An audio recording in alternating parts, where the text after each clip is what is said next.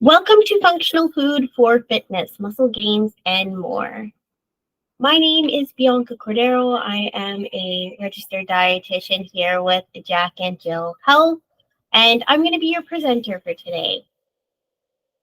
So today's agenda is that we're going to go over functional eating to get fit, foods for performance, foods to refuel and build muscle, sports supplements. We'll talk a little bit about weight loss medication consideration. And then we'll go over meals for muscle building, and I'll provide you with some contact details at the end of the session as well.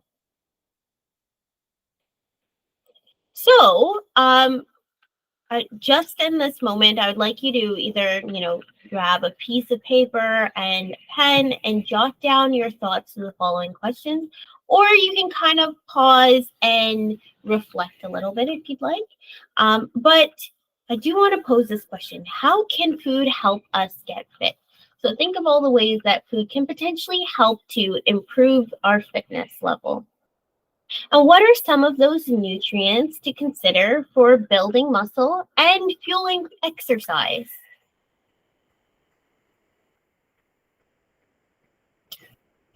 So functional eating can help us through many different ways. Number one, it helps provide us with energy for exercise and just physical activity in general. If you're going to go for a hike, that all counts as well for things to kind of fuel for as well. It helps us reduce our risk of injury. If we have a lot of energy to do an activity, we're more likely to be able to perform it well and safely than if we have very minimal energy for the activity, meaning we haven't ate anything before. It also helps us better recover from exercise and strenuous activities. So, after resistance exercise, it can be helpful. After pretty much anything where you're using a lot of strength, and even if it's just a lot of energy, it can be helpful. So, think of anything that you'd be kind of exhausted at the end of. It also helps with improving body composition. If we're eating to refuel after and to fuel our exercise, it's only going to make our results better when it comes to improvements in our muscle mass and decrease in the in fat mass as well.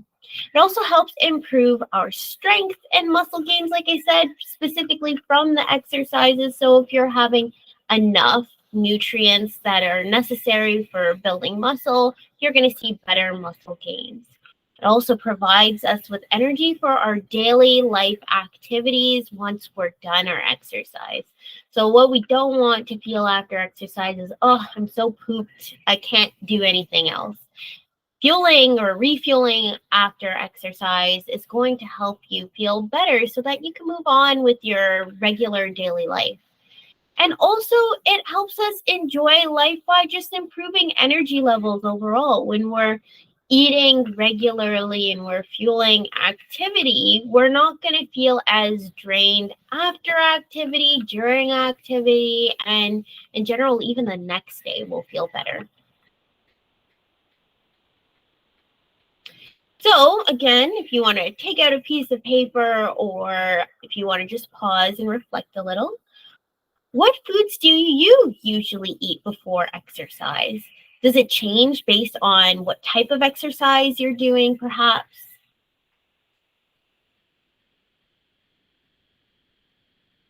So when thinking about food for performance, there are a couple of sort of prerequisites or things that you kind of want to consider to see if you might be a candidate for basically fueling activity and kind of focusing more on nutrition for improvement in performance. So one, is your exercise for a longer duration? Is it 45 minutes or even greater?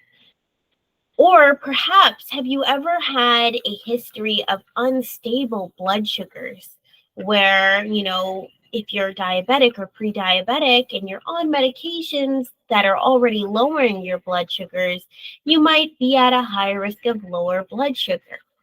Similar with some weight loss medications that might have the side effect of lower blood sugars, you might want to consider really fueling up before you're active if you're taking a medication that can do that.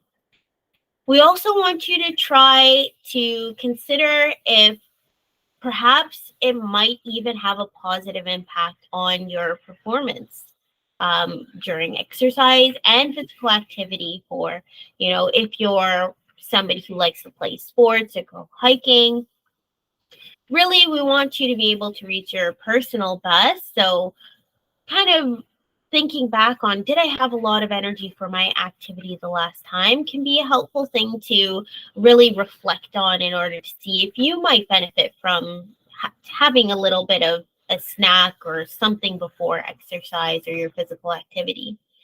And also, just in general, if you're prone to daytime fatigue, it might be an indication that you might actually need a little bit more fuel for your day. And same thing for physical activity. If you're prone to daytime fatigue, you especially don't want to be tired when you're being physically active, because you want to make sure that you are not at risk of injury. But keep in mind, sleep does have a role to play in this as well. So, of course, getting good sleep is going to help improve your the benefits that you see from your activity, and also will help with preventing feelings of fatigue during the day. So let's talk a little about food for performance on a long-term basis. So it can change depending on your level of activity that you've done in the past. So your exercise history and your activity history.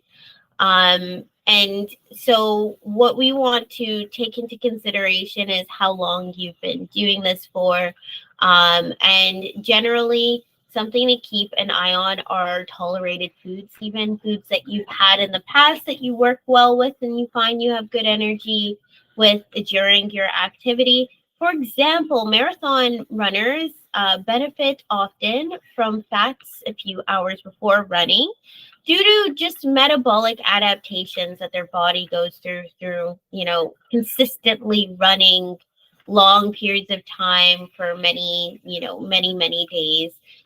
So with that adaptation, some of them enjoy things like peanut butter before activity, and higher fat things that generally aren't as recommended to individuals who are not as trained.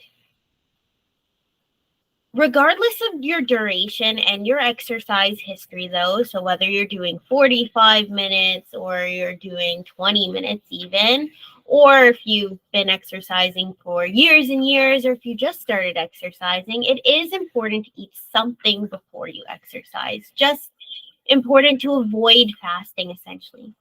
This is just going to make sure that you have the energy for your activity. Again, just reflecting on how you felt before can be helpful. And also just considering, have I had anything today? If you've had nothing, then it might be good to have at least something before you're active, because it's only going to help you improve the intensity of your workout and improve your fitness results and reduce your risk of injury, which is going to actually put you at more of a setback if you end up having an injury during your exercise or physical activity. So let's talk about some things that we can have prior to exercise and strenuous physical activity, or just in general physical activity. We've broken down into 3 categories: cardio, resistance, and stretching-based activities or exercise. And we're going to talk through what the goals are, what nutrients we'd recommend before those, and the specific foods, and the amount of hours, the foods that you want to limit for about 4 hours before your activity. So when we're talking about cardio, the main goal of cardio is really to provide energy that lasts throughout your workout and provide you with an experience that's comfortable. There's a lot of jostling around in cardio. Think of like running or even speed walking where your stomach's kind of bouncing up and down. So comfort becomes really important because we don't want you to feel nauseous during your activity. So nutrients to consider for before your cardio routine are mainly carbohydrates. This is for the short term and medium term benefit of the carbohydrates. So in the short term, you're going to get the benefit of boosted energy right before your activity. And then in the medium term, it's going to help with reducing your it's going to help with reducing your risk of feeling overly exhausted after your activity, increasing your risk of things like injuries. So some foods to consider for that would be foods that you're familiar with, for one. So nothing new that we don't know how it's going to react in your stomach. Stuff like rice, bread, crackers, ripe bananas, and rice cakes can be helpful. You'll notice it's primarily lower fiber or even higher in refined carb or higher in sugar. This is not by mistake. We want to make sure it digests quickly in your stomach so that you can have it during your activity. So this recommendation is primarily for snacks about 1 hour prior to your activity. And what to limit 4 hours prior are those things like the high fiber, low glycemic foods, fatty foods, spicy foods, and again, unfamiliar foods. Essentially things that are going to make it so that it's sitting around in your stomach, increasing your risk of nausea, which we don't want during your activity, especially if you're already on weight loss medications. You're already at a higher risk of having nausea. So let's not increase that risk more when you're being active and make it, something that's comfortable so you're looking forward to your physical activity and your exercise. So with resistance exercise, the goal is really to provide energy that is going to last throughout the workout, similar to cardio, a lesser extent because it's not as high intensity often as cardio is. And also provide you with comfort. Again, to a lesser extent, because there's not as much jostling around of your stomach. But in general, it is still a consideration. We want to make sure you're comfortable during your activity, and even if it is resistance exercise. So carbohydrates are a nutrient that can be helpful optionally in the short term. With resistance exercise, it takes a little bit more reflection to figure out whether or not you'd benefit from a snack prior to your activity. So just ask yourself, how was my energy level during resistance exercise the last time I did it when I didn't have a snack, if you didn't have one prior to? And if it was low, then maybe you want that carbohydrate. If it was fairly good, then maybe you don't need it. So it's kind of person-to-person variability with this one. Proteins or creatine for a vegetarian or vegan option are another optional long-term benefit sort of nutrient. They can be helpful for that burst of energy that we need during our actual sessions. Creatine provides you with that instant energy that we often use when we're doing resistance exercise. And also, there is the added benefit of helping you on the long term of being able to build a little bit more muscle if you have creatine, either from the within the muscle of the animal protein, so specifically meat, or from the creatine supplementation that you might be taking if you're up to that, of course, or up for that. So some of the foods to consider are pretty much all of the ones that we spoke about for cardio. So the starches and grains for the carbohydrate aspect of things, but also for the animal side of things, stuff like chicken breast, turkey, tenderloin, fish. And then there's that creatine supplementation if you, again, are up to it. And again, limiting the same things that we recommended to limit for cardio. Again, that's for comfort, essentially. For stretching, the goal entirely is comfort. We don't really need too much energy to do much of the stretching side of things. And so really the focus becomes that comfort side of things, where we're choosing foods that we're familiar with, avoiding foods that could potentially increase your risk of acid reflux or heartburn, which you can be at a higher risk of with stretching if you're pushing yourself into different positions where you might not be upright.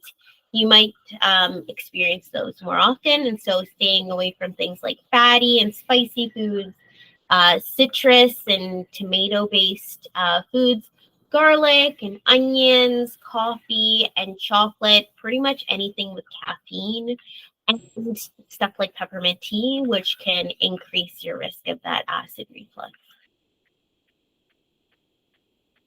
So now, again, you can either take out a pen and paper and jot down the answers to this, or you can pause and reflect. I want to pose these two questions. What foods do you usually eat after exercise? So what are your go-to snack options once you're done exercising? What are your go-to meals if you have a meal right after?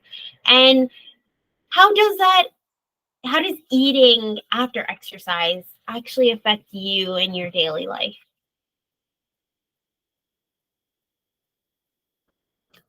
So when it comes to food for refueling and building muscle post-workout, um, we want to focus on mainly two forms of exercise: cardio-based and resistance.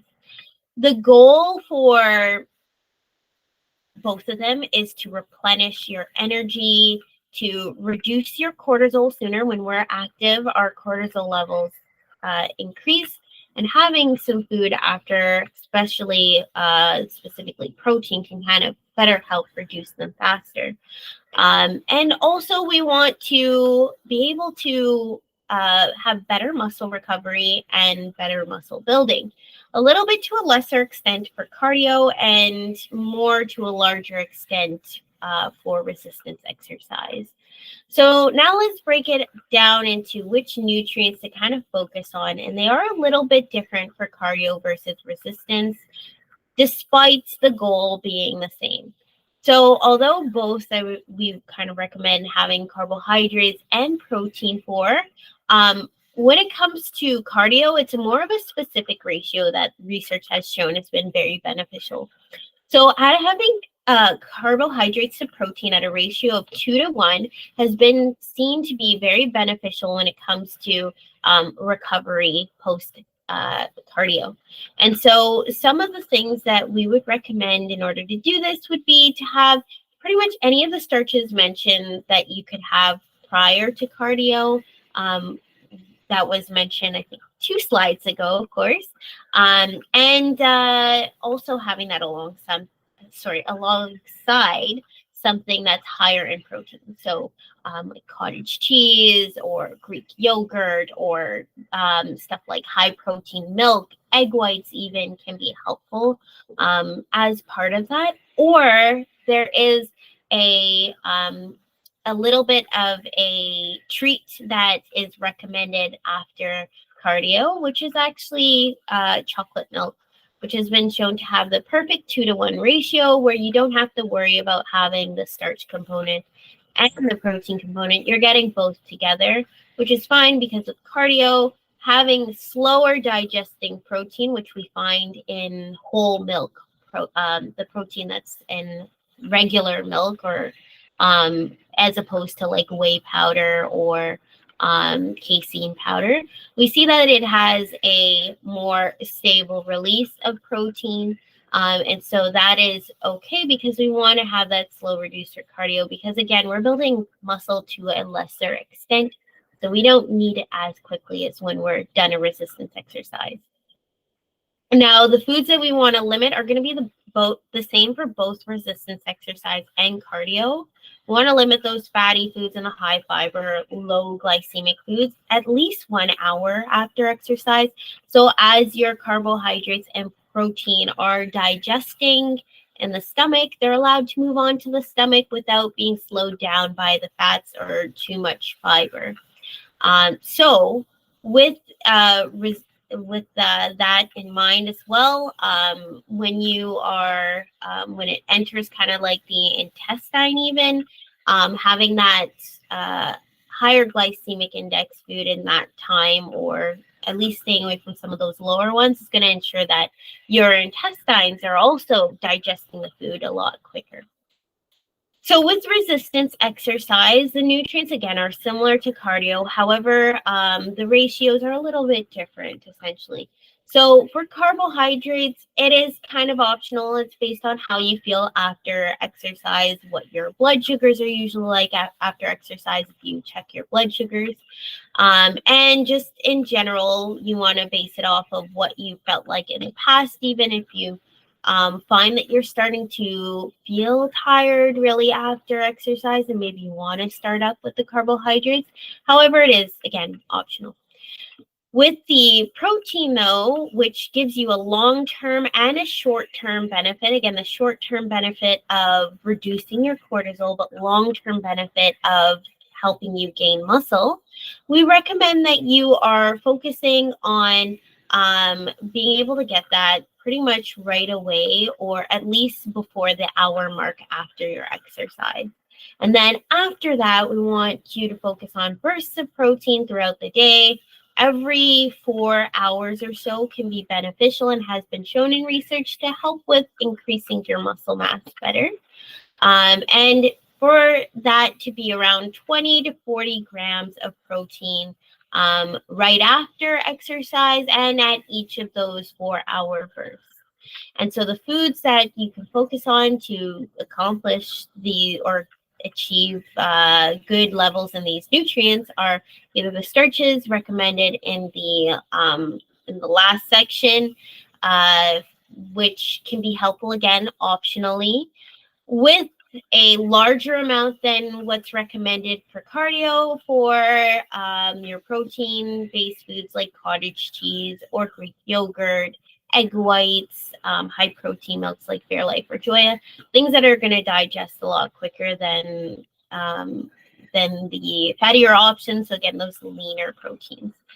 And also there's an option to even supplement here with like a protein powder, which especially with whey powder, because it digests a lot quicker, can kind of even more quickly get you to a stable cortisol level, and also can better help with being able to get just a little boost more of muscle growth. So let's talk about supplements. So unfortunately in Canada, we don't regulate our supplements, and so we have to look to third parties to do that. One of those third parties is the National Sports Foundation, which can certify products to ensure that they're safe essentially for Olympic athletes even to be able to consume them. So that means that it's also safe for you to consume. Which is going to be something that you'll find helpful when it comes to sifting through what is healthy and safe for you versus the things that are not so safe for you. As a rule of thumb, try and stay away from things like fat burners, because typically they're not very good for you, and the ingredients can be very damaging to things like your liver and other structures. So it's good to kind of stay away from those. And also consider limiting your pure caffeine usage. Things like pre-workouts provide you with a boost of caffeine in a way that is not natural and can increase your risk of adverse events. So, heart-related events, stroke-related events that we don't want to happen.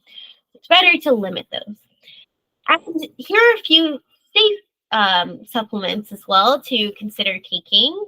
Creatine, again, as mentioned, especially if you're vegan or vegetarian, can be helpful with muscle mass building and with the strength power components specifically.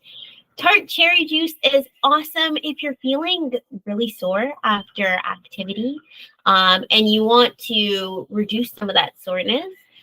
So it's normal to feel sore 1 to 2 days after exercise. If you're feeling really sore, like on your third day even, that might be when it could be helpful to take some tart cherry juice. as it will reduce some of that inflammation. Electrolyte drinks and tablets can be helpful for some individuals, not everyone. So generally, if you are active for longer than 2 hours and you're sweating a lot, then you might find greater benefit from having electrolyte beverage or the tablets, so that you can hold on to more of that water and get better hydrated than if you were to opt for just regular water.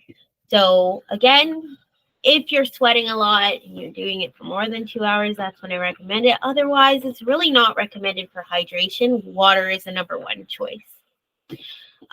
So for protein powders, the best two options to consider are whey powder and soy-based powder, and this is because they digest a lot faster. They're just going to give you a little additional benefit than the other ones would. And so taking that whey powder, it's what we call a fast-acting protein. It's going to help replenish your muscle a lot quicker, get you into muscle building mode instead of your breakdown mode a lot faster, which is what we want to do by reducing that cortisol and by getting that source of proteins, which has been again shown to give you a little bit of a boost with whey. Soy is the vegan alternative. And it is a medium acting protein. So it is the fastest of the actual plant-based ones, though. So it acts similar to whey, but just a little bit slower than whey. And of course, the Jack and Jill Health daily vitamin packs, which you can find on the Jack Health website and on the Jill Health website. They're very much tailored to your to different needs. So you could take a look at those, see if there are any specific concerns that you want to be able to target, and then choose the associative daily vitamin pack. All right. So for those on weight loss medications, there are some additional considerations.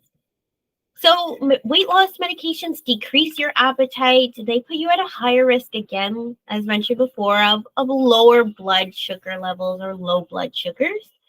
They also sometimes, not always, decrease your appetite for fluids, which can put you at a risk of dehydration, and can increase your risk of things like acid reflux, diarrhea, nausea, vomiting, pretty much all those wonderful, and I mean this in the most sarcastic way, things that you might go through on the medication. So in order to combat that, it's important to limit fatty foods and fiber on workout days, especially prior to your activity, to reduce the effects of this. It's okay after, like we said, like 1 hour after, that's fine. But just leading up to it, anywhere like 4 hours and closer to your physical activity window is where we want to actually limit those. We also want to be very intentional about water intake. Think of where you can insert water into your day. So whether it be at meal times, whether it be with your snack, whether it be right when you get home from work, right when you wake up, right when you go to bed.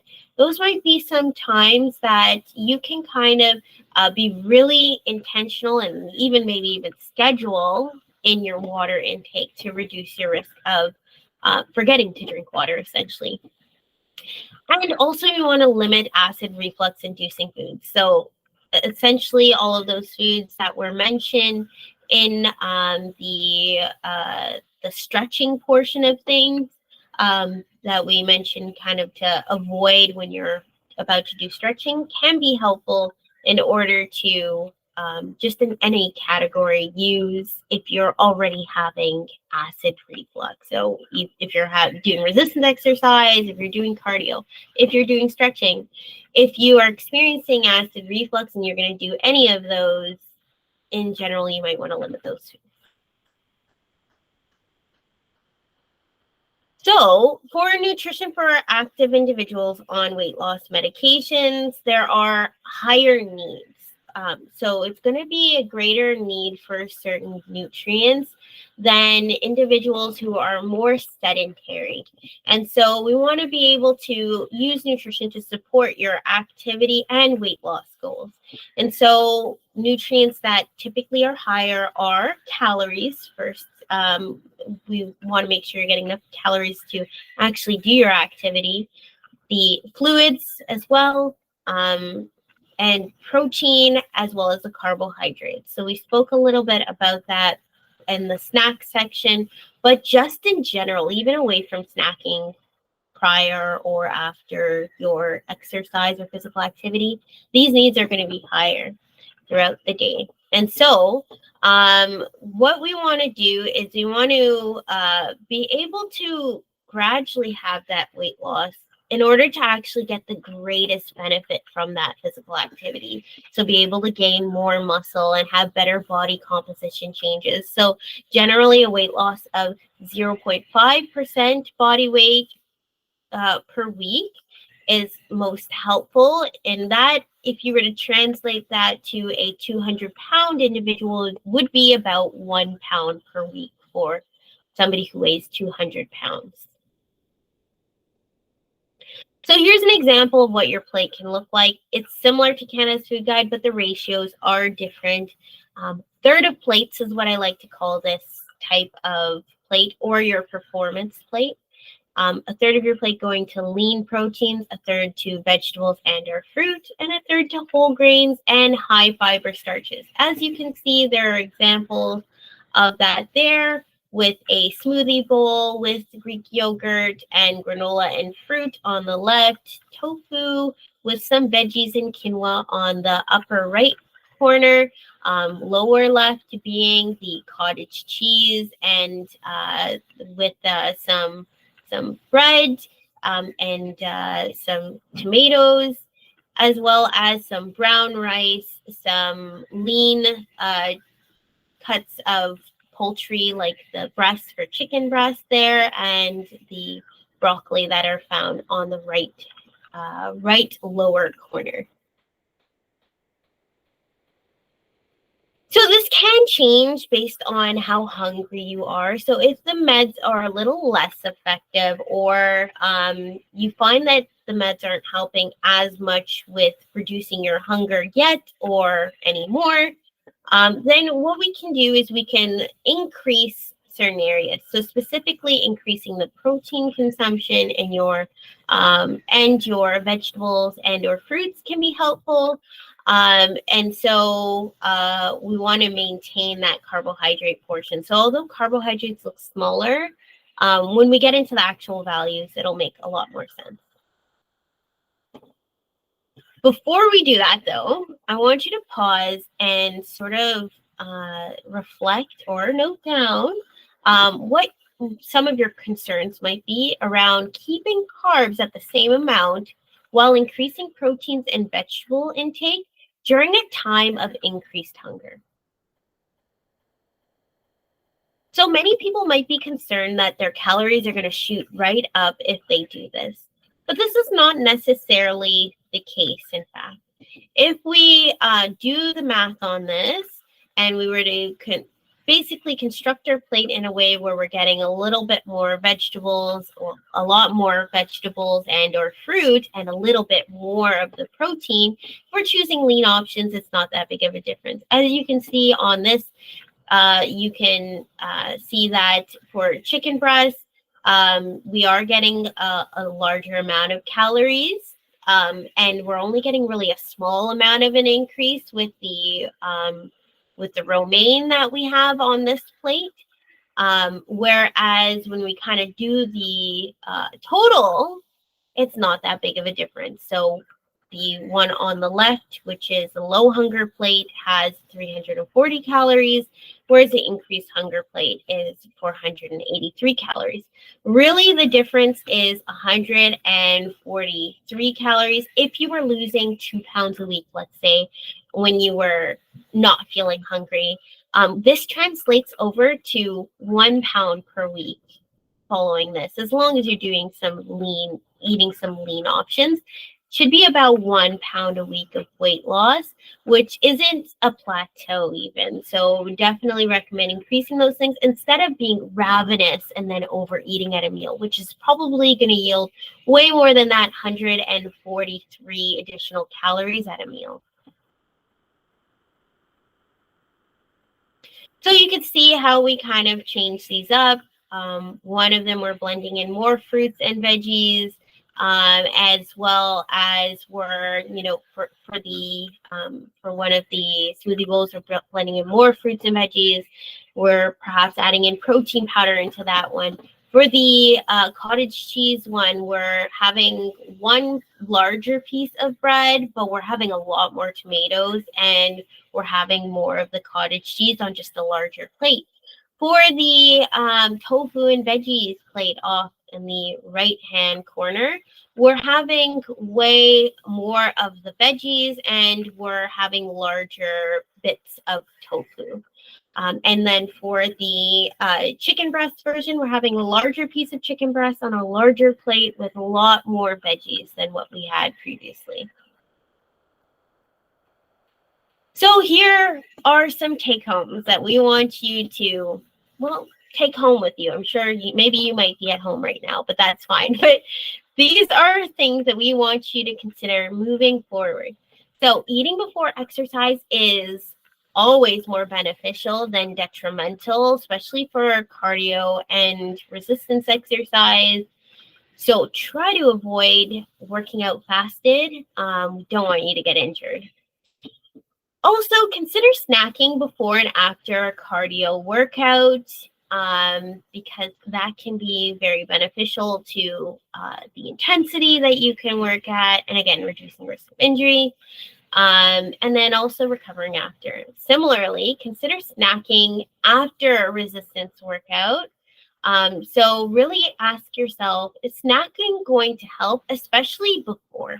So you might not need a snack before, especially if you've already ate something in the day. But if you find you're usually low in energy in a resistance workout, maybe you might benefit from it. And perhaps you'd benefit from it after. Especially with the protein, I definitely would recommend that because you're going to get even more better results. And also, you can benefit from an increase in starches and grains and proteins at meals if doing resistance exercise often enough and long enough. So just think of that third of plates. That's mainly for those who are being really active with resistance-based activity. And so following that increase, getting that increase in starches and protein at meals compared to those who are more sedentary can be helpful. Now, normally we have Q&As, but I do want to encourage you to send your questions off to your dietitian.